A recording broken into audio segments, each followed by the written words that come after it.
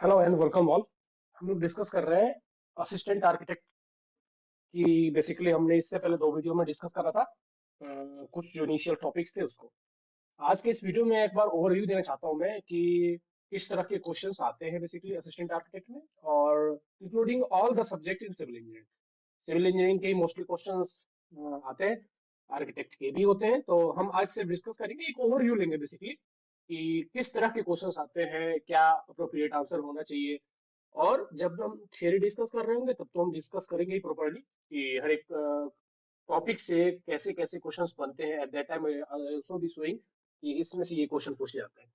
तो आज का वीडियो करंटली मतलब कंप्लीटली क्वेश्चन पेपर में फोकस्ड है। वीडियो अगर अच्छा लग रहा होगा आप लोगों को तो प्लीज कमेंट सेक्शन में लिखिए। आप पूरी सीरीज चाहते हैं तो वो भी लिखिए। एक डेडिकेटेड व्हाट्सएप ग्रुप है इसी के लिए। आप व्हाट्सएप ग्रुप में ज्वाइन कर सकते हैं, लिंक मैं डिस्क्रिप्शन सेक्शन में दे दूंगा। वहां से आप व्हाट्सएप ग्रुप में ज्वाइन कीजिए। हमारा पूरा कोर्स भी है, कोर्स में भी ज्वाइन कर सकते हैं आपकी पूरी कंप्लीट वीडियो के लिए। तो चलिए वीडियो को स्टार्ट करते हैं। और ये पेपर जो है वो 2013-23 में हुआ था, डीडीए का है। डीडीए में असिस्टेंट आर्किटेक्ट का ही पेपर हुआ था, अप्रोक्सीमेट मेरे हिसाब से अगस्त के आसपास हुआ था। तो वो पेपर है, तो बहुत रिसेंट पेपर ही है, तो इससे आपको एक आइडिया मिल जाएगा कि किस तरह के क्वेश्चन आते हैं। तो चलिए देखते हैं कि क्वेश्चन को, बेसिकली सिविल इंजीनियरिंग वाले क्वेश्चन को। जैसे ये क्वेश्चन है कि what is the total consumption of water requirement per day for hostel building as per head. Per head कह रहा है, मतलब पर इंसान के लिए कितनी रिक्वायरमेंट होती है हॉस्टल बिल्डिंग के लिए। तो देखो इसके लिए आईएस कोड कौन सा है। आईएस कोड है आईएस 1792, सॉरी 1172, 1172 और 1993 का है। 1993 का, जो कि ये स्पेसिफाई करता है 1172 कि water requirement for various purpose कितना है। तो मैं आपको एक बार सभी को बता देता हूँ कि इस कोड में जो लिखा हुआ है, जनरल रेजिडेंशियल बिल्डिंग के लिए या डोमेस्टिक पर्पस के लिए जनरली 135 लीटर लीटर पर हेड पर डे जरूरत पड़ती है। मतलब एक इंसान के लिए डोमेस्टिक पर्पस के लिए पर घंटे 135 लीटर की जरूरत पड़ती है। ये होता है रिक्वायरमेंट। और अगर हम कॉमर्शियल इंस्टीट्यूशनल बिल्डिंग की बात करें तो स्कूल के लिए होता है 45। स्कूल के लिए 45 से 135 तक, स्कूल या कॉलेज के लिए 45 टू 135। ऑफिस के लिए 45 अगेन। रेस्टोरेंट के लिए 70। सिनेमाज हॉल के लिए होता है, जैसे सिनेमा हॉल हो गया, ऑडिटोरियम हो गया, सबके लिए 15।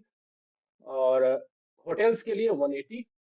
कोई होटल है तो 180, मतलब पर हेड 180 लीटर। और हॉस्पिटल है अगर तो 340 एंड 350, सॉरी 450, 340 एंड 450। इस तरह का रिक्वायरमेंट होता है।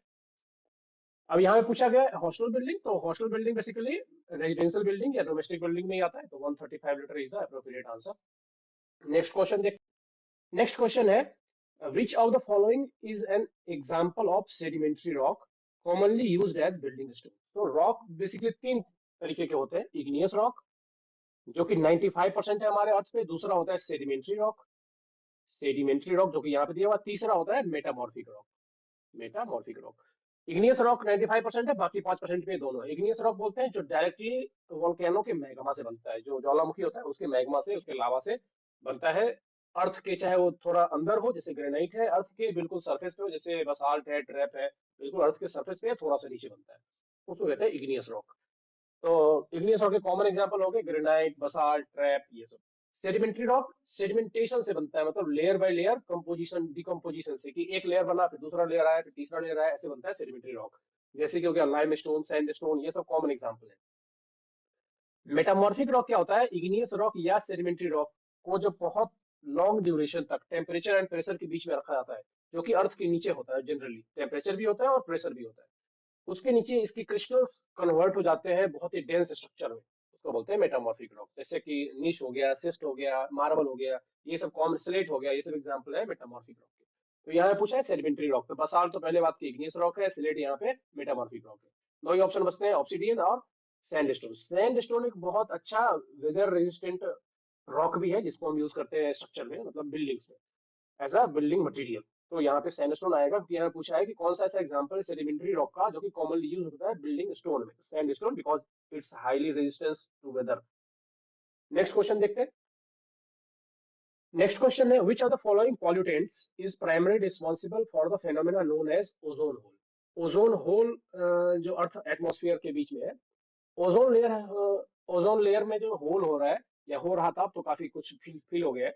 तो उसके लिए कौन सा पोल्यूटेंट सबसे ज्यादा जिम्मेदार है? तो देखो, जनरल पोल्यूटेंट में क्या क्या आता है? सॉक्स आता है, मतलब सल्फर डाइऑक्साइड, ट्राइऑक्साइड, ये सब। नॉक्स आता है, नाइट्रोजन डाइऑक्साइड, ट्राइऑक्साइड, ऐसे। और कार्बन मोनोऑक्साइड आता है, सीओ। उसके बाद आता है जो मेन कम है, वॉक है, या फिर आप पेन भी ले सकते हैं, पेन हो गया। ये सब पॉल्यूटेंट्स हैं जो कि इन्वायरमेंट को पॉल्यूट करते हैं। बट ओजोन लेयर में जो मेन है, क्लोरोफ्लोरोकार्बन, CFC।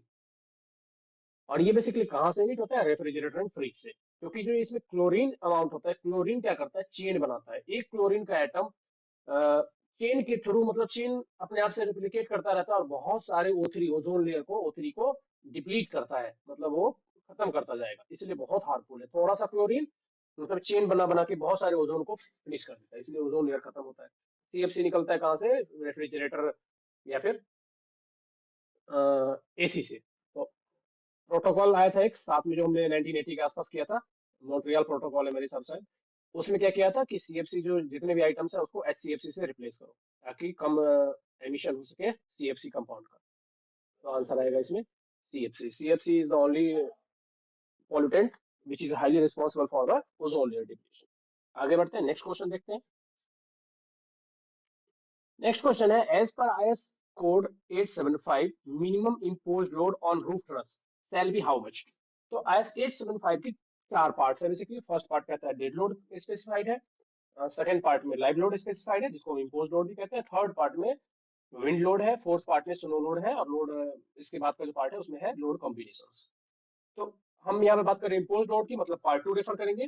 पार्ट 2 में सभी के लिए लाइव लोड गिवन है। तो आप एक बार जब IS कोड जब रेफर करोगे तो आपको मिलेगा कि for any type of roof minimum load जितना होना चाहिए वो होना चाहिए 0.4 फॉर पिच रूफ, जिसकी एंगल 10 डिग्री से ज्यादा हो, मतलब स्लोपिंग एंगल 10 डिग्री से ज्यादा हो।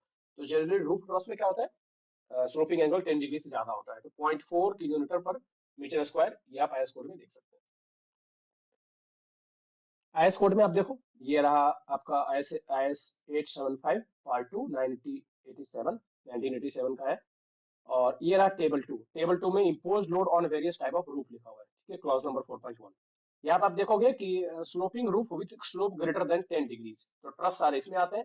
इसके अंतर्गत जो मिनिमम इम्पोज लोड है, जो कि प्लान में मेजर होता है, वो क्या है? Subjected to minimum of 0.4 kilonewton per metre square. ये है IS कोड का वैल्यू। तो यही यहाँ पे वैल्यू आपको। तो IS कोड एक तो इंपॉर्टेंट हुआ कि सारे IS कोड की सारी वैल्यूज आपको रखनी है, पहली बात तो ये एक इंपॉर्टेंट पॉइंट यहाँ से निकल का है। नेक्स्ट चलते हैं अगले क्वेश्चन। अगला क्वेश्चन है, which type of brick is commonly used for load bearing structure? कौन से टाइप की ब्रिक को हम यूज करते हैं लोड बियरिंग स्ट्रक्चर को के लिए? तो देखिए, perforated brick, hollow brick, solid brick और फ्लैश ब्रिक। मैं एक बार चारों को आपको पहले तो पिक्चर दिखाता हूँ। देखिए, परफोरेटेड ब्रिक क्या होता है? जिसमें परफोरेशंस होते हैं, होल्स होते हैं बहुत सारे, ठीक है, जैसे यहाँ पे होल्स दिख रहा है, इसको बोलते हैं परफोरेटेड ब्रिक। ये है हॉलो ब्रिक, जिसमें बहुत सारे, मतलब बड़े बड़े कैविटीज होते हैं। इसमें होल्स होंगे छोटे छोटे, इसमें होल्स होंगे बड़े बड़े। नेक्स्ट है फ्लाइस ब्रिक। फ्लाइस ब्रिक जानते हैं आप लोग कि मैक्सिमम अमाउंट इसमें फ्लाइस का होता है, क्ले इसमें बिल्कुल भी नहीं होता। सीमेंट और फ्लाइस का यूज करके बनाते हैं। और एक होता है सॉलिड ब्रिक, जो कि कंप्लीटली सॉलिड का होता है। अब आपको मैं बताता हूँ एक एक का यूज। परफोरेटेड ब्रिक, जिसमें छोटे छोटे होल्स होते हैं, इसका काम होता है इंसुलेशन के लिए, हाईली इंसुलेशन, जैसे साउंड इंसुलेशन करना है, हीट इंसुलेशन के लिए बनाना है, आपको बिल्डिंग बनाना है, तो परफोरेटेड ब्रिक का यूज करते हैं। और ये लाइट वेट भी हो जाता है। But hollow brick are highly light weight bricks, क्योंकि इसमें बहुत सारे बड़े बड़े होलो होते हैं, तो वेट बहुत हल्का होता है। स्ट्रक्चर को जो हमें सिर्फ लाइट वेट बनाना हो, लोड बेयरिंग से कोई काम नहीं है, तो इन दोनों में लोड बेयरिंग से कोई वर्क नहीं होता। इसका मेन यूज होता है इंसुलेशन में, इसका मेन यूज होता है लाइट वेट बनाने में। और fly ash brick nowadays are very much used. ये अगेन लोड बेयरिंग हो सकता है, बट इतनी स्ट्रेंथ नहीं होती है, डिपेंड करता है आप किस ग्रेड का बनवा रहे हैं। आप फ्लाइस ब्रिक M30 भी बनवा सकते हैं, ऐसी कोई दिक्कत नहीं है, बहुत हाई स्ट्रेंथ का भी बनता है। बट फ्लैश ब्रिक लोग जनरली यूज कर रहे हैं सस्टेनेबल प्रोडक्शन के लिए, बिकॉज इसमें क्ले का यूज नहीं हो रहा है, इसको बर्न करने की जरूरत नहीं पड़ती है, जो सस्ता पड़ता है एक तो, प्लस लाइट वेट भी होता है। वेट भी अगेन डिपेंड करता है, अगर आप हाई ग्रेड का बनवा रहे हैं तो वेट तो कम नहीं होगा। बट हाँ, ये है कि आप इसमें सब कुछ अचीव कर सकते हैं, since you are promoting waste material, तो सस्टेनेबल प्रोडक्शन को ही प्रमोट कर रहे हैं। बीच का बचता है सॉलिड ब्रिक, चाहे वो फ्लाइस का हो या क्ले का हो, जो कि कंप्लीटली लोड बेयरिंग के लिए यूज किया जाता है। आपने देखा हो क्ले ब्रिक जो होता है, वो सॉलिड ब्रिक के अंदर होता है। और जब भी हम लोड बेयरिंग स्ट्रक्चर की बात करेंगे और ब्रिक मतलब वॉल्स को अगर हम ये यूज करना है as a load bearing, in that case we need to use solid brick only, we can not use hollow brick, we can not use perforated brick. We can use flash brick but with constraint कि grade specified हो, M20 use कर रहे हैं, M25 use कर रहे हैं, M30 use कर रहे हैं। तो चलिए आगे बढ़ते हैं, नेक्स्ट क्वेश्चन देखते हैं। नेक्स्ट क्वेश्चन है, ये आपने ऑटो कैड अगर पढ़ा हो, ऑटो कैड पढ़ाई होगा आपने, तो उसमें एक्सप्लोड का क्या कमांड होता है? एक्सप्लोड कमांड क्या करता है? एक्सप्लोड कर देता है। जैसे चार लाइन को ज्वाइन किया करके आपने रेक्टेंगल बनाया, एक्सप्लोड कमांड क्या करेगा? एक्स कमांड इस सबको अलग अलग कर देगा, मतलब चार लाइन को अगेन सेपरेट कर देगा। ज्वाइन कमांड ज्वाइन करने के लिए होता है, एक्सप्लोड कमांड एक्सप्लोड करने के लिए होता है। स्केल कमांड क्या करता है कि सेम साइज की ऑब्जेक्ट को आपको इक्वली प्रोपोर्शन में पूरे स्ट्रक्चर को बढ़ाना है, तो वो स्केल कमांड करता है, जो कि फर्स्ट ऑप्शन है। ज्वाइन कमांड अगेन ज्वाइन करने के लिए, रिमूव डुप्लीकेट तो डुप्लीकेट कमांड होता है इसके लिए। और एक्सप्लोर क्या करता है? To break down complex object into individual components, ये एक्सप्लोर कमांड होता है। आगे बढ़ते हैं, नेक्स्ट क्वेश्चन कह रहा है which type of support are commonly located at one end of long bridges. कि लॉन्ग जो ब्रिज होते हैं उसमें कौन से टाइप का सपोर्ट लगाया जाता है? ठीक है, कौन से टाइप का सपोर्ट जनरली यूज किया जाता है? पिन सपोर्ट किसको बोलते हैं? जो हिंज सपोर्ट होता है, मतलब सिर्फ उसके ऊपर रखा होता है, आपको वर्टिकल रिएक्शन देखने को मिलेगा बट रोटेशन में कोई रेजिस्टेंस नहीं होता। रोलर सपोर्ट होता है एक तरफ और एक तरफ हिंज सपोर्ट, इसको बोलते हैं हिंज सपोर्ट। मतलब हिंज सपोर्ट अलाउ करता है रोटेशन को बट ट्रांसलेशन को अलाउ नहीं करता। रोलर सपोर्ट ट्रांसलेशन को अलाउ करता है, मतलब रोलर सपोर्ट में सिर्फ एक रिएक्शन होगा, वर्टिकल रिएक्शन। हिंज सपोर्ट में दो रिएक्शन होते हैं, हॉरिजॉन्टल एंड वर्टिकल, मतलब ये मूवमेंट अलाउ नहीं करता, रोटेशन अलाउ करता है। फिक्स सपोर्ट में तीनों रिएक्शन होते हैं, हॉरिजॉन्टल, वर्टिकल और रोटेशन, तीनों को रिस्ट्रेन करता है। और स्लाइडिंग में सिर्फ और सिर्फ, जैसे स्लाइडिंग हो गया और रोलर हो गया, इसमें रोलर में अगेन रोलर्स लगे होते हैं, तो मतलब किसी एक फिक्स डायरेक्शन में जाने के लिए। और स्लाइडिंग कहाँ यूज करते हैं? डोर वगैरह में स्लाइडिंग यूज करते हैं। तो कह रहा है कि हमें ब्रिज में कौन सा लगाना चाहिए? ब्रिज में हम रोलर सपोर्ट ही लगाते हैं, फिक्स सपोर्ट नहीं लगाते, बिकॉज जो ट्रैफिक मूवमेंट होती है, तो ट्रैफिक मूवमेंट को अगर हम रिस्ट्रेन कर देंगे, ट्रैफिक मूवमेंट लॉन्गिट्यूडल डायरेक्शन में लगाता है, मतलब हॉरिजॉन्टल डायरेक्शन में। अगर ब्रिज को हम फुल्ली कंस्ट्रेन कर देंगे तो क्या हो जाएगा? ब्रेक हो जाएगा, जहाँ पे ज्वाइंट है वो ब्रेक हो जाएगा। तो हम जानबूझ के रोलर सपोर्ट या हिंज सपोर्ट लगाते हैं ताकि उस मूवमेंट को थोड़ा अलाउ कर सके और क्रैक डेवलप ना हो ज्वाइंट्स पे। तो roller support are the support that are being used at the long bridges. आगे बढ़ते, कह रहा है कि नॉइज लेवल डेसिबल में हॉस्पिटल बिल्डिंग के लिए कितना एक्सेप्टेबल है? तो मैं आपको सभी जोन का अलग अलग बता देता हूँ। आईएस कोड जो है इसके लिए, जो ये स्पेसिफाई करता है नॉइज 4954 1994, कि कितना शोर शराबा अलाउड है, कितना नॉइज लेवल अलाउड है। तो सबसे पहले आता है रेजिडेंशियल बिल्डिंग। रेजिडेंशियल के लिए ये है 55 डेसिबल से लेके 45 डेसिबल। 55 डेसिबल डे टाइम में अलाउड है और नाइट में 45 रेजिडेंशियल के लिए। कॉमर्शियल के लिए, अगर हम कॉमर्शियल के लिए देखें तो 65 डे टाइम के लिए और 55 नाइट टाइम के लिए। सिमिलरली इंडस्ट्रियल की बात करें तो इंडस्ट्रियल में 75 डे टाइम के लिए और 70 नाइट टाइम के लिए।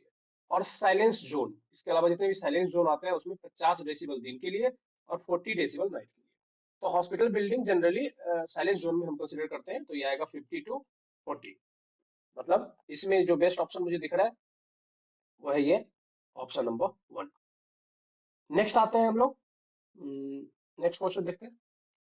What percentage of rural households have access to toilet according to census 2011? जो सेंसस 2011 में हुआ था उसके अकॉर्डिंग कितने परसेंट रूरल्स हैं जिनके पास टॉयलेट की एक्सेस है? तो ये आप सेंसस का डेटा देख सकते हैं। सेंसस डेटा में क्लियरली मेंशन है 30.7% ऐसे रूरल, मतलब जो ग्रामीण एरिया है उन हाउस होल्ड्स है जिनके पास टॉयलेट का डायरेक्ट एक्सेस है, बाकी लोग ओपन डेफिकेशन में जाते हैं।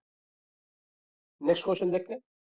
तो ये करंट अफेयर का बेसिकली ऐसे क्वेश्चंस है जो आते रहते हैं, ठीक है, करंट अफेयर के, क्योंकि 2011 के बाद का जो 21 में होना था उसका अभी तक डेटा आया नहीं अपने पास, तो 2021 के सेंसस से डेटा पूछ सकते हैं। नेक्स्ट क्वेश्चन है what is the concept of net zero energy in the building in India? Net zero energy का क्या मतलब है? तो कह रहा है कि नेट जीरो का मतलब कि अब जैसे कि आजकल आप देखते होंगे कि सोलर एनर्जी, सोलर पैनल लोग छत पे लगाते हैं, तो उससे क्या होता है? आप क्रिएट भी कर रहे हो, डायरेक्टली लाइन में ग्रिड में प्रोवाइड भी कर रहे हो और यूज भी कर रहे हैं। नेट जीरो का मतलब जितना आप यूज कर रहे हैं उतना ही आप रिन्यूएबल सोर्स है। रिन्यूएबल सोर्स मतलब जैसे सन हो गया, विंड हो गया, वाटर हो गया, ऐसे सोर्सेस है जो कि कंजम्पशन नहीं हो रहा किसी चीज का, किसी रिसोर्स का हम परमानेंट कंजम्पशन नहीं कर रहे हैं, उसको बोलते हैं नॉन रिन्यूएबल रिसोर्स यूज नहीं कर रहे हैं। तो रिन्यूएबल रिसोर्स को यूज करके जितना आप कंजम्पशन कर रहे हो उतना ही आप सप्लाई भी कर रहे हो, उसको बोलते हैं नेट जीरो। तो ऐसे पे जोड़ दिया जा रहा है ताकि नेट जीरो का मतलब डिपेंडेंसी खत्म हो जाएगी नॉन रिन्यूएबल रिसोर्सेज पे। नेट जीरो बोलते हैं building that uses equal the amount of renewable energy created on the site annually. मतलब जितना आप कंजम्पशन कर रहे हैं उतना ही आप क्रिएट भी कर रहे हैं, उतना आप जनरेट भी कर रहे हैं। आगे बढ़ते हैं। नेक्स्ट क्वेश्चन है compass. Compass surveying suitable where is the main consideration. Compass surveying क्या होता है, जहां पे हम कंपास से एंगल मेजरमेंट करते हैं, मतलब ऑब्जेक्ट की डिटेलिंग को ड्रॉ करने के लिए हम कंपास यूज करते हैं। कंपास क्या करता है, बेसिकली एंगल्स मेजर करता है, चाहे वो प्रिज्मेटिक कंपास हो या सर्वेयर कंपास हो, दोनों है। एक डब्ल्यूसीबी पे बेस्ड है, कोडेंटल बेरिंग पे बेस्ड है। तो कहता है कि कंपास सर्विंग कहाँ के सुटेबल है एंगल मेजरमेंट के लिए। एंगल मेजरमेंट के लिए हम थोड़ाइट टोटल सेशन भी यूज करते हैं, बट कंपास सर्विंग कहाँ पे यूज है, जहाँ पे यूज मिलता है। क्या कह रहा है, पहला है the areas hidden from the public view, इससे कोई मतलब है नहीं इसका। दूसरा है एक्यूरेसी, तीसरा है हाइट, चौथा है suspected local attraction. Local attraction जहां पे होगा उसको हम यूज नहीं कर सकते, because compass are based on magnetic field, और मैग्नेटिक फील्ड मतलब जहां पे लोकल अट्रैक्शन है, आयरन है या कुछ ऐसा मेटेलिक कंपाउंड है, वहां पे आयरन मतलब मैग्नेट काम नहीं करेगा, तो ये तो है नहीं। तीसरा है हाइट, तो हाइट से भी इसका कुछ लेना देना नहीं है। मेन है इसका कहाँ पे सुटेबल है, जहां पे हमें एक्यूरेसी चाहिए। ठीक है, उतनी एक्यूरेसी भी उतना सही आंसर नहीं है, बट हाँ ये है कि इस सब में ऑप्शन में से मेरे को सबसे अच्छा ऑप्शन ये लग रहा है, मुझे भी यही लग रहा है, और यही होना भी चाहिए इसका। इसके अलावा और कोई ऑप्शन ऐसा नहीं है जो इसके लिए सुटेबल है।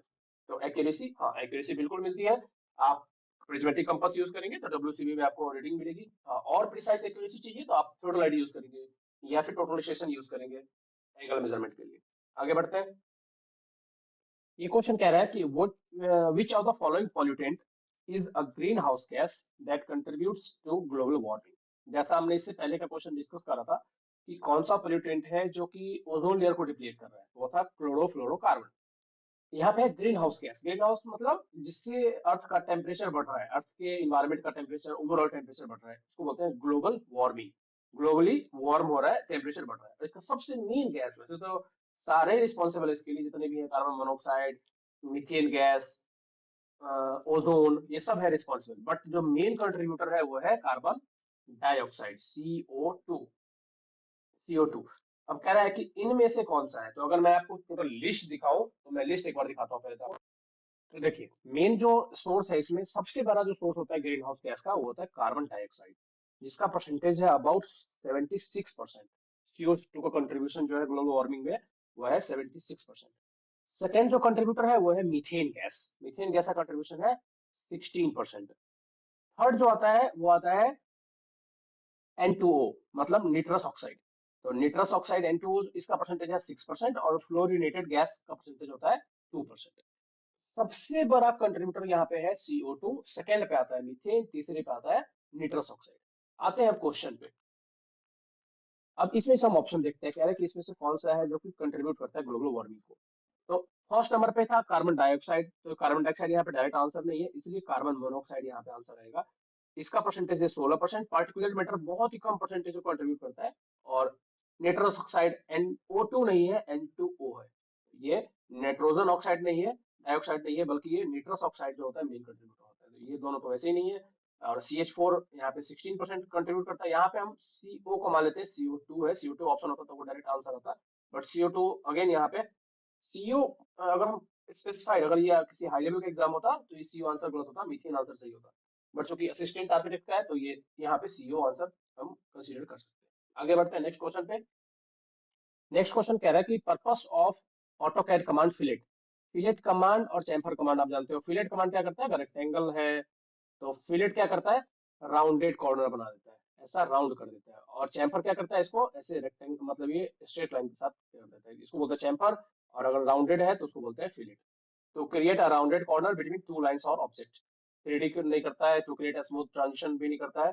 और to create a chamfered, chamfered हम जानते हैं चैम्फर कमांड होता है। नेक्स्ट देखते हैं। नेक्स्ट क्वेश्चन क्या कह रहा है कि how does the moment of inertia change when the mass distribution of object is concentrated closer to its axis of rotation। यानी कि मोमेंट ऑफ इनर्शिया कैसे चेंज होता है जब मास डिस्ट्रीब्यूशन जो ऑब्जेक्ट का वो सेंटर पे concentrated closer to its axis of rotation, वहीं पे अगर कंसंट्रेटेड है तो मोमेंट ऑफ इनर्शिया कैसे चेंज होता है। तो देखो moment of inertia basically mr square होता है, फॉर्मूला अगर हम देखें तो sigma of M R square. Mass तो फिक्स है और आर स्क्वायर के डायरेक्टली प्रोपोर्शनल होता है। मतलब आर स्क्वायर जितनी डिस्टेंस पे सेंटर ऑफ एक्सिस जहां से रोटेशन हो रहा है वहां से जितनी दूर पे मास डिस्ट्रीब्यूटेड है उतना ही ज्यादा होता जाएगा मोमेंट ऑफ इनर्शिया। जितनी कम डिस्टेंस पे सिचुएटेड है मास उतना ही मोमेंट ऑफ इनर्शिया घटता जाएगा। तो सेंटर के जितना पास होगा एक्सिस ऑफ रोटेशन के जितना पास होगा मोमेंट ऑफ इनर्शिया उतना कम होता जाएगा क्योंकि आर स्क्वायर की वैल्यू घटती जाएगी। और जैसे जैसे वो दूर जाता जाएगा, कोई एक मान लो डिस्क है, ऐसा डिस्क मान लेते हैं, और ये इस तरह का डिस्क है और उसको इस एक्सिस के अबाउट रोटेट करेंगे तो मास इसका यहाँ पे डिस्ट्रीब्यूटेड है, तो इसका मोमेंट ऑफ इनर्शिया बहुत बढ़ जाएगा क्योंकि आर स्क्वायर की वैल्यू यहाँ पे बहुत बढ़ गई। लेकिन अगर कोई ऐसा डिस्क है जो कि सेंटर पे ही सारा वॉल्यूम यहाँ पे है बाकी सब हॉलो है, तो जाहिर सी बात है इसका मोमेंट ऑफ इनर्शिया घट जाएगा। तो ये कह रहा है कि अगर सेंटर पे कंसंट्रेटेड हो तो मोमेंट ऑफ इनर्शिया पे क्या फर्क पड़ेगा, विल बी डिक्रीज क्योंकि आर स्क्वायर घट जाएगा यहाँ पे। नेक्स्ट क्वेश्चन देखते हैं। नेक्स्ट क्वेश्चन कह रहा है which is the best method of solving a 3 point problem. 2 point problem और 3 पॉइंट प्रॉब्लम किसका है, ये है प्लेन टेबल सर्विंग का। और जब हम ओरिएंट करते हैं टेबल को तब टेबल के ओरिएंटेशन में काम आता है। 2 पॉइंट प्रॉब्लम में क्या होता है, 2 पॉइंट हमारे पास नोन पॉइंट्स होते हैं जिसकी लोकेशन हमारे ड्राइंग शीट पे ऑलरेडी ड्रॉन होती है। उन दोनों को यूज करके हम टेबल की ओरिएंटेशन अगले दिन के लिए फिक्स करते हैं कि हाँ ये ऐसे ड्रॉ हुआ। 3 पॉइंट प्रॉब्लम में क्या है, 3 पॉइंट होते हैं तो कई सारे सॉल्यूशंस हैं। अब जैसे कि यहाँ पे 3 पॉइंट प्रॉब्लम के इसमें से बेस्ट मेथड कौन सा है वो देखते हैं। तो बेसिकली 3 पॉइंट प्रॉब्लम को सॉल्व करने की तीन टेक्निक है बेसिकली। पहला है मैकेनिकल। मैकेनिकल में आता है जैसे कि 3 आर्म प्रोटेक्टेड मेथड आता है, बेसल्स मेथड आता है। ये 2 मेथड है मैकेनिकल मेथड में, मतलब इसके 2 मेथड है। ये सबसे कम एक्यूरेट होते हैं बट ये बहुत फास्ट होते हैं, आपको तुरंत आंसर दे देंगे। जब हमारे पास एप्रोप्रिएट इक्विपमेंट्स नहीं है, हमें तुरंत रिजल्ट चाहिए तो मैकेनिकल मेथड का यूज करेंगे। जैसे कि बेसल्स मेथड हो गया, 3 आर्म प्रोटेक्टेड मेथड हो गया ये। दूसरा मेथड जो होता है ग्राफिकल, जो कि यहाँ पे फर्स्ट में लिखा हुआ। ग्राफिकल मेथड में 2 टेक्निक है, जैसे कि ट्रेसिंग पेपर मेथड है, लेमन रूल है, ये सब ग्राफिकल मेथड है। ये इंटरमीडिएट लेवल का होता है, मतलब ये एक्यूरेसी तो देते हैं बट अगर बहुत ही सोफिस्टिकेटेड इंस्ट्रूमेंट हमारे पास अवेलेबल नहीं है तब हम इनका यूज कर सकते हैं ट्रेस करके ग्राफिकली। तो ये मॉडरेट रिजल्ट देते हैं, मतलब ये उतने एक्यूरेट भी नहीं होते और उतने लाइट भी नहीं होते, मतलब मॉडरेट रिजल्ट आपको मिलेंगे। सबसे जो बेस्ट होता है वो होता है एनालिटिकल, मतलब इसमें हम एनालिटिक्स का यूज करते हैं, मैथमेटिक्स का यूज करते हैं। जैसे कि इसका मेथड है trial and error method.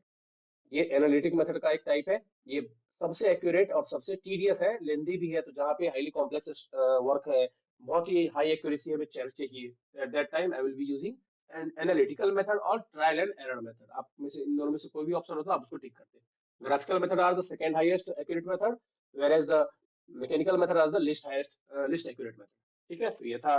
Next next जो क्वेश्चन है वो कह रहा है कि which type of support allows translation in one direction but prevents translation in perpendicular direction. Question बहुत सिंपल है, कह रहा है कि जो कि एक डायरेक्शन में ट्रांसलेशन को अलाउ करता है लेकिन परपेंडिकुलर डायरेक्शन में ट्रांसलेशन को प्रिवेंट करता है। ट्रांसलेशन मतलब होता है मूवमेंट और रोटेशन मतलब होता है रोटेशन, कि रोटेट कर रहा हो।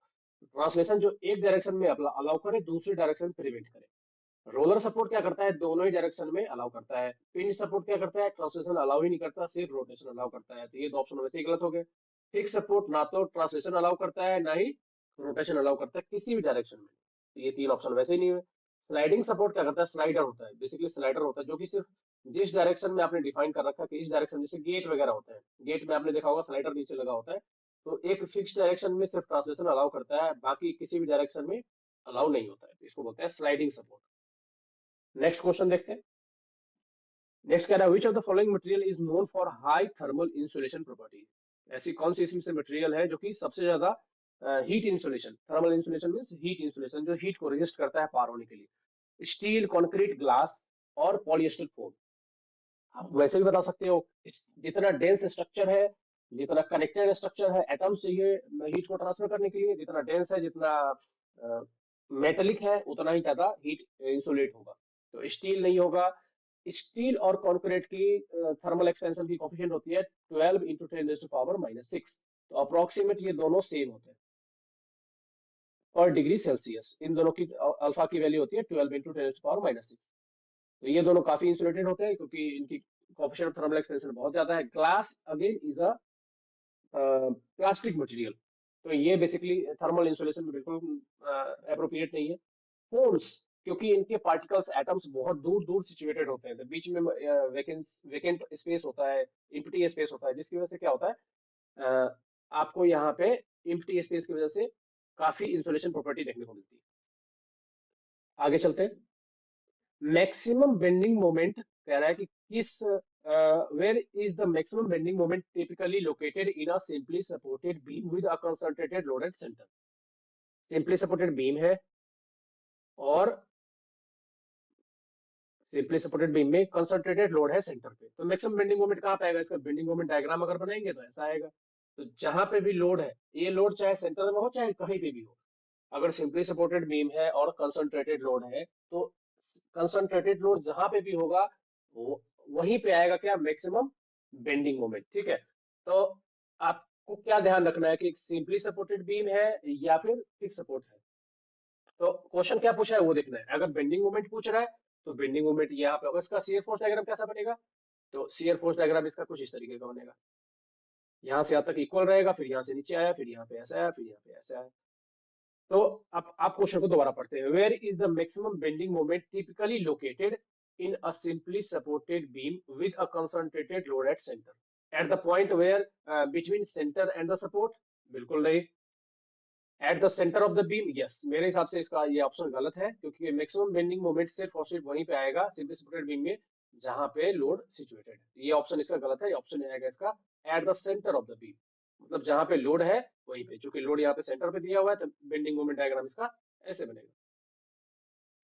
बेंडिंग मोमेंट कांस्टेंट तो होगा नहीं। शियर फोर्स अगर मैक्सिमम पूछता है तो शियर फोर्स क्योंकि कांस्टेंट है, तो आप शियर फोर्स के केस में सपोर्ट आंसर हो सकता था, हालांकि वो भी इतना अप्रोप्रिएट नहीं है क्योंकि शियर फोर्स कांस्टेंट रहेगा अगर एक ही सेंटर पे कंसंट्रेटेड लोड है तो।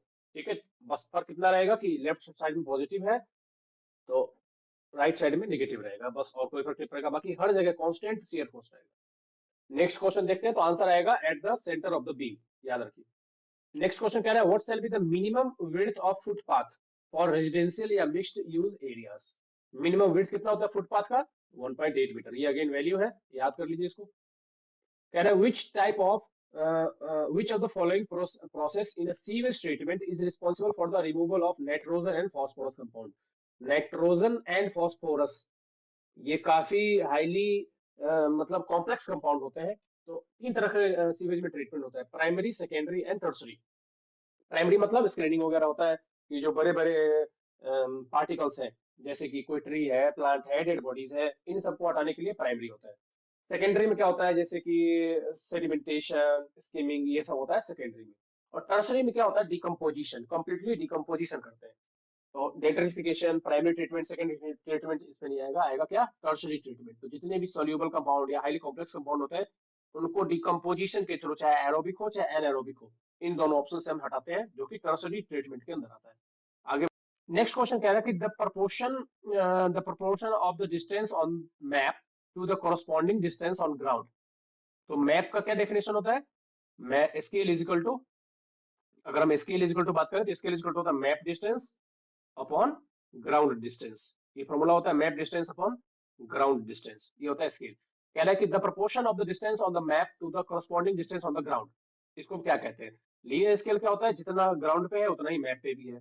प्लेन स्केल, डायगोनल स्केल और रिप्रेजेंटेटिव फ्रैक्शन। आरएफ किसको बोलते हैं? कि जब जैसे लिखा हो कि 1/50, इसको बोलते हैं आरएफ। दोनों का स्केल कि वन, जैसे हम बोले कि 1 centimetre on map is equal to 50 metre on ground.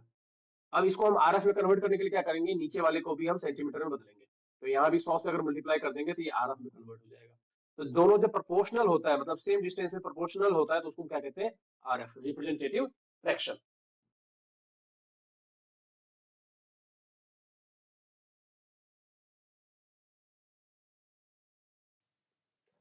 Next question कह रहा है कि which of the following is not a common type of stone used as a building material. इनमें से कौन सा बिल्डिंग मटेरियल है जो कि कॉमनली यूज नहीं होता है?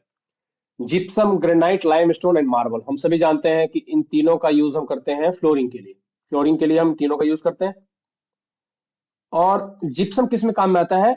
जिप्सम रिटार्डेशन की तरह यूज होता है सीमेंट बनाने के लिए। जिप्सम भी अगेन एक सेडिमेंट्री रॉक ही है, but granite, limestone and marble, इनका यूज हम किस में करते हैं? फ्लोरिंग में, रूफ कवरिंग में। But commonly not type of stone use for building materials, तो वो आएगा gypsum. Gypsum is also stone sedimentary rock है, बट इसका हम यूज करते हैं सीमेंट में बनाने के लिए, रिटार्डर के लिए। आगे बढ़ते हैं। Which type of line is commonly use for dimension line in technical drawings. तो ये ड्राइंग का थोड़ा क्वेश्चन है, बट हमने सिविल इंजीनियरिंग में भी हम पढ़ते हैं टेक्निकल ड्राइंग में कौन से टाइप का लाइन हम यूज करते हैं डायमेंशन लाइन की तरह। तो हिडन लाइन हम दिखाते हैं हिडन ऑब्जेक्ट्स के लिए, ऑब्जेक्ट लाइन ऑब्जेक्ट को रिप्रेजेंट करने, सेंटर लाइन पूरी ड्राइंग को सेंटरली डिवाइड करने के लिए, और एक्सटेंशन लाइन किसके लिए होता है, डायमेंशन के लिए। एक्सटेंशन लाइन जो कि जब मान लो यहाँ पे ऐसे ऑब्जेक्ट फिनिश हो रहा है, तो यहाँ पे हम ऐसे डायमेंशन दिखाने के लिए यूज करते हैं। तो डायमेंशन लाइन होता है टेक्निकल ड्राइंग में, एक्सटेंशन लाइन यूज करते हैं इसके लिए।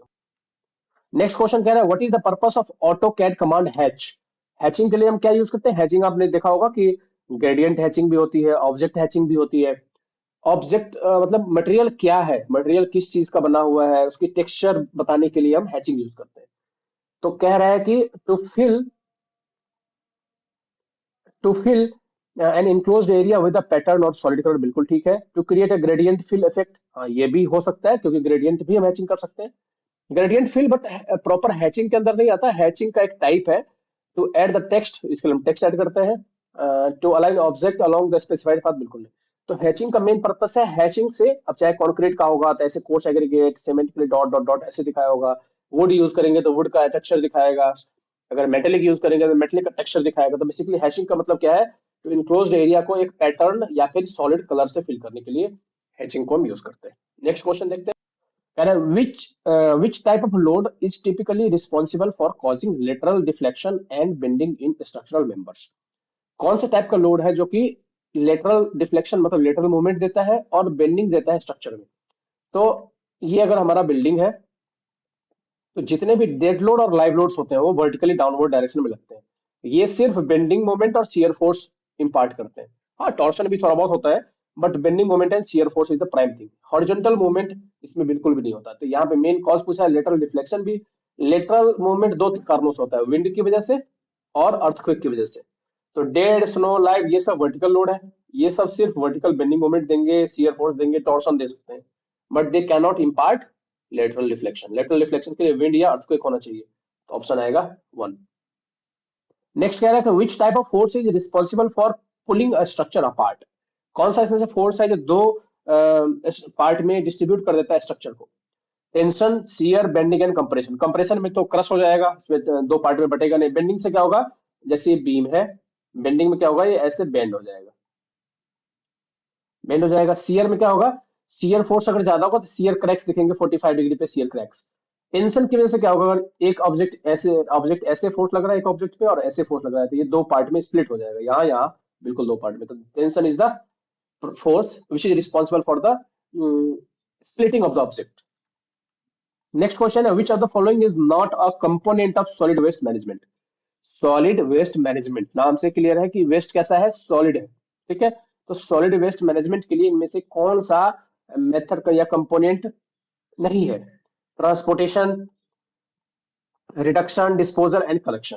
तो सॉलिड वेस्ट को कलेक्शन करते हैं, बिल्कुल करते हैं, डिस्पोज करते हैं, बिल्कुल करते हैं, ट्रांसपोर्ट करके। तो सबसे पहला काम क्या होता है, collection, transportation and then disposal. ये तीन प्रोसेस होता है। रिडक्शन का काम सॉलिड वेस्ट में नहीं होता, ये ऑर्गेनिक कंपाउंड में होता है, इसलिए रिडक्शन कंपाउंड इसमें नहीं आएगा, ये इसका एक कंपोनेंट नहीं है। नेक्स्ट क्वेश्चन कह रहा है कि ये थोड़ा मटेरियल से रिलेटेड है बट ये पूछे जाते हैं कई बार। Which of the following sewer pipe material. तो सीवर पाइप बहुत सारे मटेरियल से मिलकर बनता है। Offer the highest resistance to chemical corrosion and commonly used in industrial waste water application. तो वेस्ट पे डिपेंड करता है कि किस टाइप का वेस्ट है, उसी के आधार पे मटेरियल डिसाइड किया जाता है कि कौन से मटेरियल का सीवर पाइप होगा। तो कह रहे हैं कि ऐसा कौन सा मटेरियल यूज करते हैं जो कि केमिकल वेस्ट को कैरी करने के लिए यूज होता है।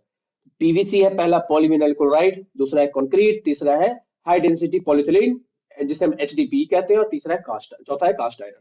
कास्ट आयरन जनरली ऐसे जगह पे यूज करते हैं जैसे कि जहां से वाटर सप्लाई हम ट्रांसपोर्ट कर रहे होते हैं, हालांकि इसमें भी कोरोजन होता है तो कास्ट आयरन कोरोजन कम होता है, बट कास्ट आयरन का यूज हम वहां पे करते हैं। कंक्रीट नॉर्मल सीवेज अगर है जहां पे कोरोजन मतलब कोई ऐसा केमिकल नहीं है जिसको जो कि कोरोड करेगा तो हम कंक्रीट यूज करते हैं। पीवीसी जनरल सीवेज सीवर को जैसे डोमेस्टिक सीवेज है इनको कैरी करने के लिए। बाकी हाई डेंसिटी पॉलीथिलीन एचडीपी जिसे हम कहते हैं, इसको हम कहाँ पे यूज करते हैं, जहां पे बहुत ही केमिकली रेजिस्टेंस प्रोवाइड करना हो तो हम एचडीपी यूज करते हैं। एचडीपी पाइप मटेरियल मैं आपको दिखाता हूँ कैसा होता है। HDPE पाइप कुछ इस तरह का होता है, जो ये दिख रहा है आपको, ये है HDPE पाइप। तो इन पाइपों का यूज करते हैं जनरली सीवेज, उन सीवेज को कैरी करने के लिए जिसमें एसिडिक रिएक्शन बहुत ज्यादा हो, एसिडिक कंटेंट बहुत ज्यादा हो, जैसे कि इंडस्ट्रियल वेस्ट को। आगे बढ़ते हैं। क्वेश्चन कह रहा है कि which force is responsible for causing deformation और डिस्प्लेसमेंट इन अ स्ट्रक्चर। कौन सा फोर्स है जो कि स्ट्रक्चर के अंदर डिस्प्लेसमेंट या डिफॉर्मेशन, डिफॉर्म मतलब शेप चेंज हो जाना, डिस्प्लेस मतलब शेप चेंज नहीं होगा, आगे पीछे डिस्प्लेस हो जाएगा, दोनों में अंतर है। तो कह रहा है कि कौन सा फोर्स है जो कि डिफॉर्मेशन और डिस्प्लेसमेंट या इन दोनों में से कोई भी एक कॉज करता है। Residual force, static force, applied force और डायनामिक फोर्स। तो डायनामिक फोर्स क्या हो गया कि ऐसा फोर्स जो लग रहा है और कॉज भी कर रहा है, मतलब उसमें मोशन कॉज कर रहा है। अब स्टैटिक फोर्स कौन सा हो गया, जैसे डेड लोड हो गया, लाइव लोड हो गया, सब स्टैटिक फोर्स के अंदर है। रेजिडुअल फोर्स कि जो फोर्स बच गया स्ट्रक्चर में, फोर्स हमने लगाया और हटा दिया, अभी भी उसके अंदर फोर्स बचा हुआ है। जैसे कि ये होता है बेसिकली उसके अंदर, जैसे आपने स्प्रिंग रखा है, या स्प्रिंग के अंदर तो नहीं, बट अगर आपने स्ट्रेन एनर्जी अप्लाई किया और स्ट्रेन एनर्जी को स्टोर रह गया, उसको बोलते हैं रेजिडुअल फोर्स। जो कि हमने यील्ड स्ट्रेंथ के आगे भी अप्लाई किया फोर्स, तो रेजिडुअल फोर्स वहां पे रह जाता है। तो डायरेक्टली अप्लाइड फोर्स जहां पे हम अप्लाई करते हैं, तो चाहे वो टॉर्शन अप्लाई करें, शियर फोर्स अप्लाई करें, या डायरेक्ट एक्सियल फोर्स अप्लाई करें, इन सभी केस में डिफॉर्मेशन डिस्प्लेसमेंट होता है, जिसे हम कहते हैं अप्लाइड फोर्स। आगे बढ़ते हैं। अगेन ये वेरी वेरी इंपॉर्टेंट क्वेश्चन है। Minimum size of street sewer in a flat terrain, flat terrain mean जहां पे स्लोप 3 डिग्री से कम हो। तो मिनिमम साइज कितना होता है स्ट्रीट सीवर का, 200 mm। ये अगेन वैल्यू फिक्स्ड है, ये आपको याद कर लेनी है, इसमें कुछ रॉकेट साइंस नहीं है, इसको याद ही करनी है आपको। नेक्स्ट क्वेश्चन कह रहा है which of the following method of solid waste management involve the conversion of organic waste into nutrient rich soil amendment through biological decomposition. हम ये वैसे भी करते आ रहे हैं, कहता है कि ऐसा कौन सा सॉलिड वेस्ट मैनेजमेंट का मेथड है जिसमें हम ऑर्गेनिक वेस्ट को, इनऑर्गेनिक की बात नहीं कर रहे, हम ऑर्गेनिक वेस्ट कर रहे हैं, जिसको कि हम न्यूट्रिएंट रिच सॉइल में हम कन्वर्ट करते हैं, जैसे गोबर वगैरह है, तो गोबर है, या फिर कोई फूड वेस्ट है, इन सब चीजों को हम अगर न्यूट्रिएंट रिच में कन्वर्ट कर देते हैं, मतलब एक फर्टिलाइजर की तरह, और फिर हम यूज करते हैं। बट इसमें हम टेक्निक कौन सा यूज करते हैं, बायोलॉजिकल डिकम्पोजिशन। तो लैंड फिलिंग में क्या होता है, वेस्ट को लाके सीधा डाल दो। इंसिनेशन में क्या होता है, हम जलाते हैं। पैरोलाइसिस हो गया एक अनदर मेथड, और लास्ट मेथड है कंपोस्टिंग। तो कंपोस्टिंग जैसे कि हमने गोबर को स्टैक किया बहुत दिनों तक, कंपोस्ट तैयार किया उसका, चाहे वो अर्थ के अंदर, दो मेथड है, इंदौर मेथड है, मद्रास मेथड है।